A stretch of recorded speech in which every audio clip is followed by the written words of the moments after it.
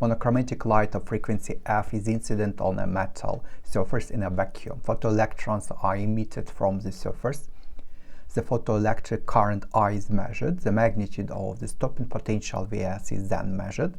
F is increased without changing the rate at which photons arrive at the metal surface. What are the new measurements of the photoelectric current and the magnitude of the stopping potential? So since it's about a photo effect, let's consider an equation. So energy of a photon, it's what h times frequency is equal to work function plus kinetic energy of the released electron, and this kinetic energy is equal to elementary charge multiplied by stopping potential. And it is given that frequency is increased. Frequency is increased. It's constant because it depends on the material. It's constant, and hence we can conclude that the magnitude of the stopping potential also increases. And what about current?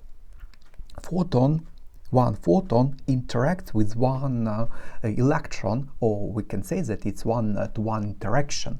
And current is what? It's number of charges per unit time, and it means what? Number of electrons released in 1 second.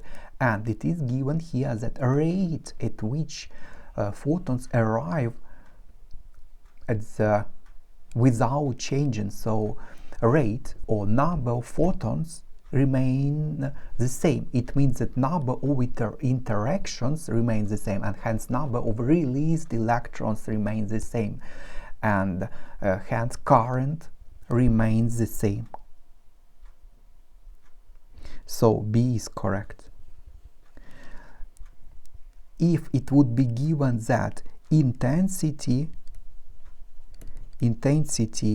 is constant but frequency increases, what does it mean? It means that intensity is energy per 1 second per 1 meter squared, and energy of one photon is h frequency.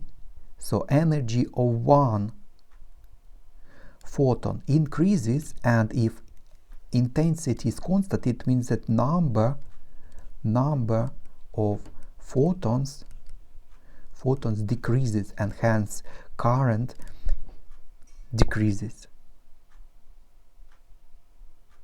And vice versa, if frequency decreases, and if intensity is the same, or power is the same, it means if energy of one photon decreases, and if intensity is the same, it means number of photons increases, and hence number of electrons released also increases, current increases.